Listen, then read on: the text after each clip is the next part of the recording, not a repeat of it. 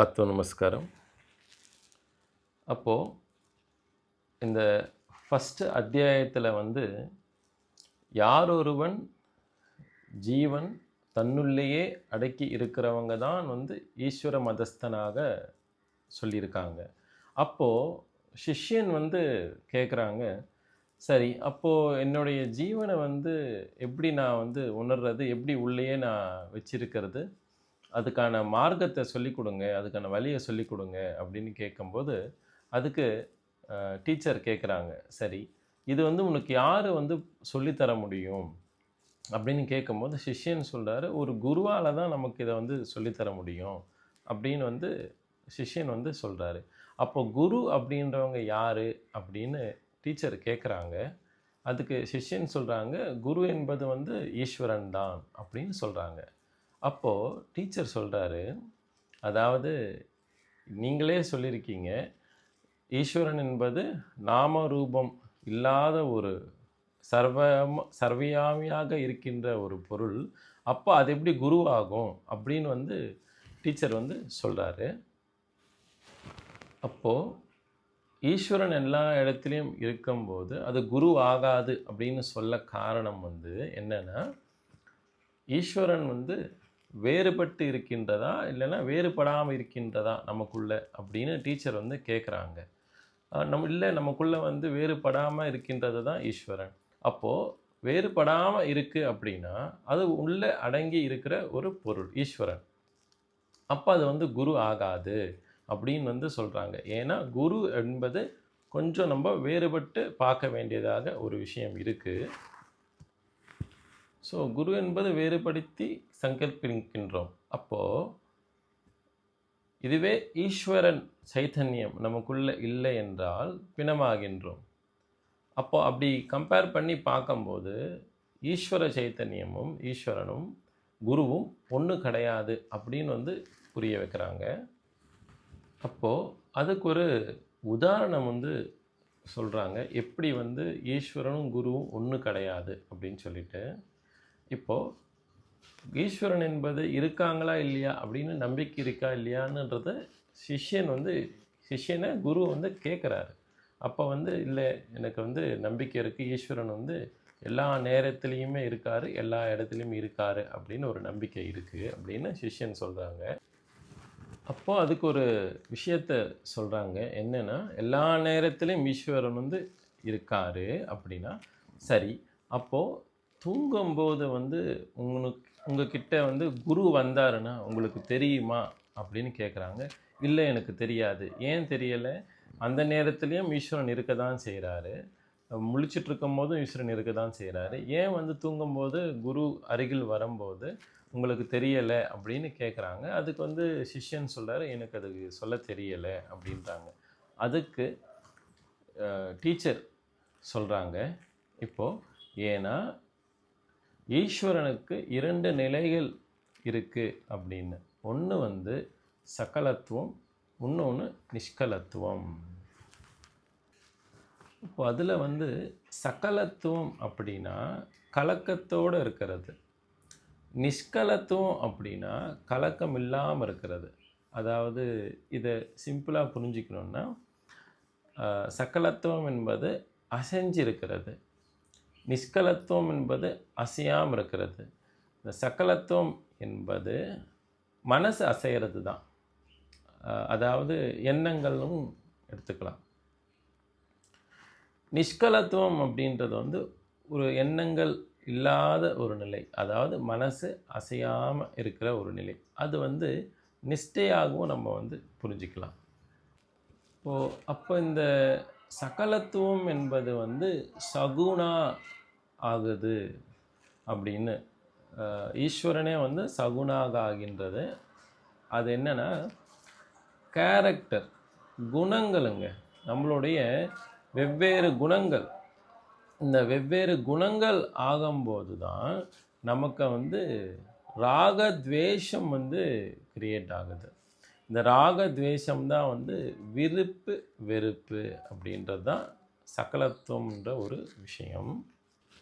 அப்போ இதில் இன்னொரு பாயிண்ட் இந்த சகலத்துவமில் சகுணாகி ஆகி அதில் பார்த்திங்கன்னா படைப்பு, காப்பு, அழிப்பு, இந்த ஒரு சிருஷ்டி கிரியேஷன், ஸ்திதி ப்ரிசர்வேஷன், அப்புறம் சம்ஹாரா ஆனிஹிலேஷன், இது எல்லாமே சகுனாக ஆகி இன்டு விகாரங்கள் வந்து உருவாகுதுங்க.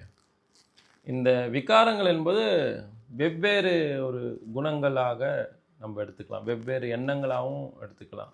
ஸோ இந்த விகாரங்கள் உருவாகும் போது தான் இந்த படைப்பு, காப்பு, அழிப்பு அப்படின்ற ஒரு பொருள் வந்து இந்த ஒரு ராகா துவேஷமுடைய உண்டாக்குற ஒரு நிலைக்கு வந்து வருது. ஸோ அதில் தான் விருப்பு வெறுப்பு வந்து வருது. ஸோ இதுதான் வந்து சகலத்துவம். அப்போது நிஷ்கலத்துவம் என்பது என்னென்னா கலக்கம் இல்லாதது, அதுதான் வந்து நிஷ்கலத்துவம், அதாவது நிர்குணா. இப்போ அதில் வந்து பார்த்திங்கன்னா சகுணா அப்படின்னு பார்த்துருப்போம். இது வந்து நிர்குணா. நிர்குணா அப்படின்னா கேரக்டர் இல்லாதது, விகாரங்கள் இல்லாது. அதில் விகாரம் இருக்குது, இதில் விகாரங்கள் இல்லை. விகாரம் என்பது வித்தியாசப்படுத்துதல். இது ஒரு வித்தியாசம், அது ஒரு வித்தியாசம் அப்படின்னு நம்ம எல்லாமே வித்தியாசமாக தானே பார்க்குறோம், ஒன்றா நம்ம பார்க்கல இல்லையா? ஸோ விகாரங்களாக நம்ம பார்க்க செய்கிறோம். இதில் வந்து நிர்வீகாரமாக ஆகுது, விகாரம் இல்லாத ஒரு பொருள் ஆகுது. அப்போ இதில் வந்து கேரக்டரும் இல்லை, விகாரமும் இல்லை. நிஷ்கலத்துவம் என்பது கலக்கம் இல்லாத ஒரு விஷயம்.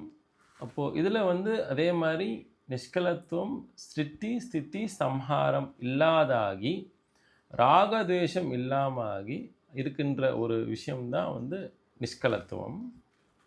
அப்போது இது எல்லாமே எங்கிருந்து உருவாகுது அப்படின்னு பார்த்தா தன்னிலிருந்தே உருவாகுது அப்படின்னு சொல்கிறாங்க.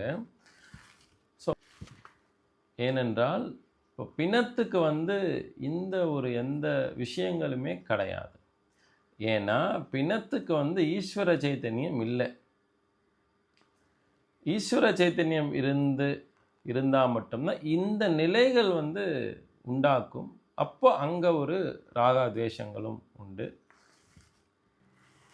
அப்போது இங்கே வந்து ஒரு விஷயங்க, அது எப்படி என்றால் தன்னிலேயே ஈஸ்வர சக்தி தன்னிலேயே லயித்து இருந்தால் அப்போ வந்து அது வந்து நிஷ்கலத்துவம் ஆகின்றதுங்க. அப்போது அது வந்து ஒரு தூக்கத்தில் இருக்கின்ற ஒரு நிலைமை, அதாவது வெளியே வியாபிக்காமல் தன்னுள்ளேயே அடங்கி இருந்தால் அது நிஷ்கலத்துவம் ஆகின்றதுன்ற ஒரு பொருள். அது தூக்கத்தில் இருக்கின்ற ஒரு நிலைமை அப்படின்னு சொல்கிறாங்க. இப்போ அடுத்தது, அப்போது தூங்கிட்டு இருக்கும்போதும் ஜீவன் உண்டு. அது எப்படின்னா நிர்மலமாய் இருக்கின்ற ஒரு பொருள், அது பரிசுத்தமான ஒரு பொருள் அப்படின்றது தான் இங்கே சொல்லிட்டு வராங்க. அடுத்தது, இப்போ ஃபார் எக்ஸாம்பிள் வந்து ஒரு மிக கொடூரமான ஒரு நபர் இருக்காங்க அப்படின்னா கூட அவங்க வந்து தூங்குகிற நிலைக்கு போகிறாங்க அப்படின்னா தூங்குறாங்க. அப்போ அவங்களுக்கும் வந்து பார்த்திங்கன்னா அந்த கலக்கம் இல்லாமல் ஒரு நிலை வந்து வருது. இது ஒரு உதாரணமாக, ஒரு கொலைக்காரன் கூட வந்து பார்த்திங்கன்னா இந்த ஒரு நிஷ்கலத்துவம் என்ற நிலைக்கு வந்து போகிறாங்க. அதுதான் வந்து பார்த்திங்கன்னா சிவம் ஆகின்றது. ஸோ நிஷ்கலத்துவம் தான் சிவம். அந்த சிவம் தான் சிவோகம் அப்படின்ற ஒரு ஸ்டேஜ். இப்போது அந்த நிலைமை சிவோகம் என்ற நிலைமை இல்லாமல் வெளியே வியாபித்து அந்த ஜீவன் வந்து திருப்பி அந்த தன்னுள்ளேயே அடக்கி இருக்கும்போது மட்டும்தான் வந்து அது சிவமாகின்றது. ஸோ வெளியே போகாமல் உள்ளேயே அடங்கி இருந்தால் மட்டும்தான் அது சிவமாகின்றது ஒரு பொருள். அப்போது இது சிவோகம் ஆகுது. இது வந்து நிஷ்கலத்தோடைய எப்படி பார்க்குறது அப்படின்னா, அந்த ஒரு சமயம் வந்து இந்த தூங்குகின்ற ஒரு சமயம் வந்து நிர்குணமாகுதுங்க, குணம் இல்லாததாகுது, விகாரம் இல்லாமல் ஆகுது, ராகாத்வேஷங்கள் இல்லாமல் விருப்பு வெறுப்பு இல்லாமல் ஆகின்றது. ஸோ இந்த ஸ்டேட்டு தான் வந்து நிஷ்கலத்துவம் ஸ்டேட். அதுதான் வந்து தூங்குகின்ற ஒரு நிலையாகும்.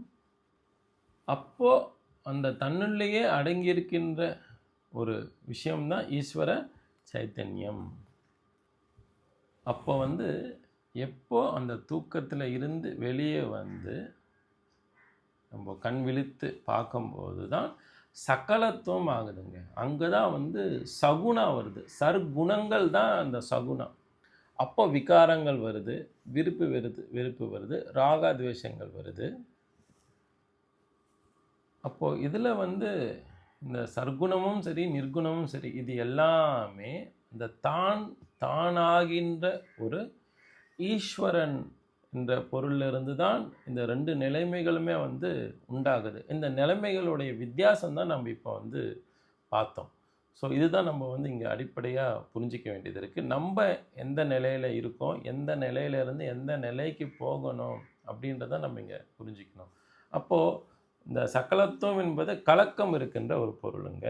நிஷ்கலத்துவம் என்பது கலக்கம் இல்லாத ஒரு பொருள். இது ரெண்டுமே கூட வந்து அந்த தானாகின்ற தன்மயமாகின்ற ஒரு செல்ஃப், அந்த செல்ஃபில் இருந்து தான் இது 2 நிலைமைகளுமே வந்து வருது. அப்போது இங்கே வந்து இந்த நேரத்தில் தான் தூங்கிட்டு இருக்கிற ஒரு நிஷ்கலத்துவம் நேரத்தில் தான் இந்த குரு வரும்போது உங்களுக்கு தெரியலை அப்படின்னு சொல்கிறாங்க. சரி, அப்போ குரு வர்றது எப்போ தெரியும் அப்படின்னா, நான் வந்து கண் முழித்து பார்க்கும்போது தான் குரு வர்றதை வந்து என்னால் தெரிஞ்சிக்க முடியும் அப்படின்னு சொல்கிறாங்க. அப்படி கம்பேர் பண்ணி பார்க்கும்போது கூட தூங்கிட்டு இருக்கும்போதும் ஜீவன் உண்டு, முழிச்சிட்டு இருக்கும்போதும் ஜீவன் உண்டு. அப்போது விகாரங்கள் எப்போ உருவாகுது அப்படின்னு பார்த்தா, முழிக்கும்போது தான் விகாரங்கள் வந்து உருவாகுது. அப்போது இந்த விகாரங்கள் எங்கேருந்து உருவாகுது அப்படின்னு பார்த்தா, நம்ம முழிக்கிறோம். முழித்த பிறகு தான் நமக்கு ஒரு சங்கல்பம் வந்து வருதுங்க. சங்கல்பம் என்பது தான் நமக்கு உள்ள வந்து ஒரு பண்ணணும், ஏதாச்சும் ஒரு செய்யணும் அப்படின்ற ஒரு ஒரு தூண்டுதல், ஒரு எண்ணங்கள், ஒரு காரணம் அப்படின்ற ஒரு விஷயம்தான் இந்த சங்கல்பம், ஒரு ஐடியாலஜி. இது எப்போ வருதுன்னா, முழிச்சிட்டு இருக்கும்போது தான் நமக்கு வந்து இந்த சங்கல்பம்ன்ற ஒரு ஐடியாலஜியே கிரியேட் ஆகுது. இது எங்கிருந்து வருது அப்படின்னு கேட்டால், மனதில் இருந்து வருது அப்படின்னு சொல்கிறாங்க. நமஸ்காரம்.